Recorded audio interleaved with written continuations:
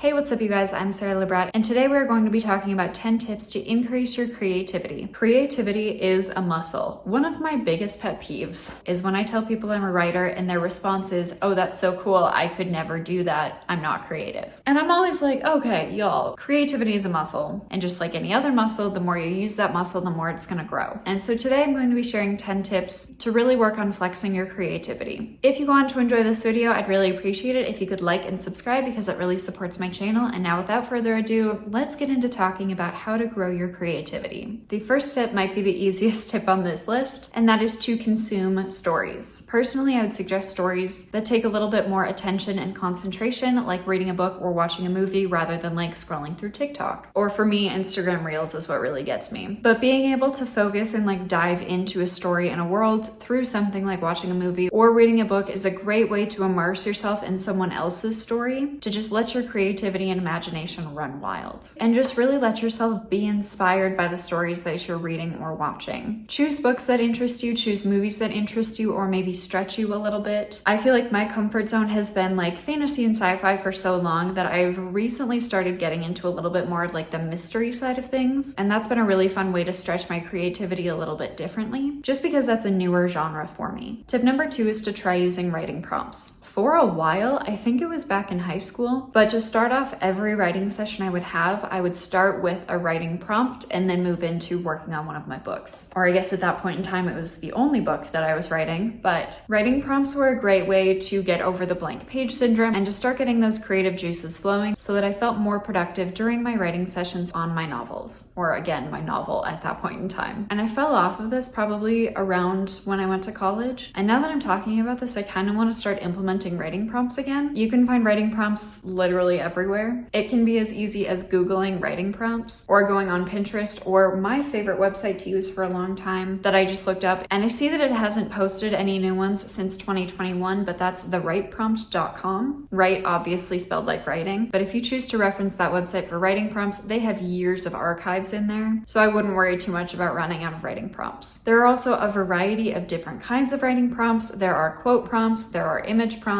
One of my favorite prompts that I would always look for on thewriteprompt.com was the Dirty Dozen writing prompt, which was basically a list of 12 words, and you would set the timer for like 15 minutes and you would try to use all 12 words in a story. There's also so many writing prompts on Pinterest that you're really just not going to run out of writing prompts. Also, if you're feeling stuck with writing or if you've hit like a block or writer's block, writing prompts can be a great way to get out of that just by exercising your creativity a little bit to just kind of get around whatever block you're feeling. Tip number 3 could technically be tip number 2 part 2, and that is that there is quality in quantity. The more you practice, the better you're going to get, and eventually you are going to write something of quality that could turn into something larger. Harlan Coben mentions this in his BBC Maestro creative writing course, and I think Brandon Sanderson does too, is that if you just continue showing up, eventually you will write something of quality. Practice makes progress, and you have to start somewhere, and you just have to keep trying in order to actually get somewhere. Tip number 4 is to keep all of your ideas, whether it's in a document on your computer, whether it's in a notebook, whether it's in the notes app on your phone. I personally have notes in all 3 of those places. If you have an idea, write it down, keep track of it, which is another thing that Harlan Coben mentions in his BBC Maestro class, is that he writes all of his ideas down and he goes back and he said that some of the notes from 35 years ago was benefiting the stories that he was writing now. So you never know what that idea might be good for. You don't know if you will actually use that idea or not, but you want to have it written down just in case it will benefit something or fit into a story in the future. I did a study abroad creative writing class in college, and 2 of the writing exercises that I learned in that class are going to be tips 5 and 6. So tip number 5 is kind of like using writing prompts, but it's actually going out into public, whether it's a library or a coffee shop or a bookstore or a restaurant or a bar or somewhere out in public where other people are, and listening to snippets of other people's conversations. And I do mean snippets and then move on, but listen for like a line or 2 of dialogue, write that line or 2 of dialogue down, and then continue the conversation before that and after that. Tip number 6, which was the other writing exercise from that same class, was to choose someone that you're passing on the street and write down their description, and then try to come up with a little bit about that character, or basically a character profile for that person. And this is without knowing anything about that person, but try to write down something that they're really excited about, something that they're afraid of, and something that they are hiding. Those were the 3 things that we had to make for our character profiles in this class, which again was just another way to like stretch my creativity because that was not a creative writing exercise that I had done previous to that. Tip number 7 is to practice with different writing styles. Because I am a fantasy and science fiction author who really struggles to write anything under 100,000 words, for me that means writing in poetry or flash fiction or just something that is completely different than what I write the majority of the time, to again just practice and try to stretch my creativity, as well as trying to learn how to write things in a different way, an often more succinct way, because poetry and flash fiction is much shorter than like a full-length novel. And it's always fun to try and do something like that to see then how it influences my writing overall. And then also with experimenting with different styles, I talk about this book from time to time, but exercises in style. This book will be linked down in the description box below, but all this book is the same 2 paragraphs rewritten 99 different ways, like in 99 different styles. And I made a couple of videos where I took a paragraph from one of my novels and I would choose like 3 of these and then I would rewrite that paragraph in these different styles just to practice something a little bit different. Tip number 8 is to practice consistency, because consistency, like creativity, is something that can be grown. And being consistent with something is one of the best ways to be successful with something, because if you are stubborn and keep showing up, eventually something is going to work. A lot of famous, prolific authors suggest trying to show up for your writing every single day. For a lot of people, that is not super realistic. But if you can write for like 5 minutes before class or a meeting, or take 10 to 15 minutes on your lunch break, or after your kids go to bed, there are little pockets of time that you can piece together that will help you practice consistency and showing up for your creativity. Tip number 9 is to get out on a walk or out into nature. I would personally suggest doing this without listening to something, to really just let your mind wander. And the best part is that you can just let it go. You can think about whatever you want to think about, but it helps if you are not listening to something. That was one of the big reasons that I moved to Utah in the first place, was because I felt extra creative in the mountains. And since moving out here, I have started taking notebooks with me on my hikes, or if I don't bring a notebook, I can jot down any ideas that I may have on a hike in my phone. And I just feel like I'm so much more creative when I'm outside and in nature, especially after like the first hour, because I feel like it takes my brain a little while to be like, oh, okay, we're outside, everything's gonna be okay, we can like relax a little bit. And then the creativity really gets pumping. And tip number 10, the last tip we're going to be talking about today, is surrounding yourself with inspiration. That can be making Pinterest boards, pinning any idea or pretty image that you see that might spark some kind of creativity. That can mean starting a music playlist just focused on songs that kind of spark some creativity in you. You can make a writing motivation board or inspiration board and put it somewhere where you sit frequently, or if you have a desk, you can prop it up on yours like I have it on mine, and just really surround yourself with things that make you feel really creative. Those are my top 10 tips for boosting creativity. Thank you guys so much for watching. I'm Sara Lubratt, and I will see you guys in the next video.